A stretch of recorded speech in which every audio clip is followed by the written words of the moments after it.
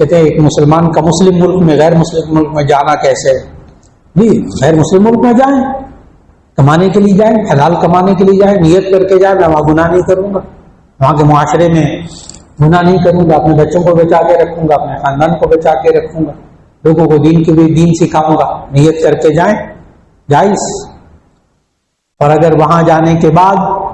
غیر مسلم لڑکی سے شادی، حلال حرام کی پرواہ نہیں، اور اسی معاشرے کے رنگ میں رنگ نہ ہے، تو پھر ایسی صورت میں آگے سوائے جہنم کے کچھ بھی نہیں ہے، تو پھر نہ جائیں نا، نہ جائیں، نہ جائیں، پھر اپنے ایمان کو بچا لیں، پھر اپنے ایمان کو بچا لیں۔ اور اگر ہمت ہے، حوصلہ ہے، اور بڑے حوصلے کی بات ہے، یہ بڑی میٹھی میٹھی باتیں کر رہا ہوں،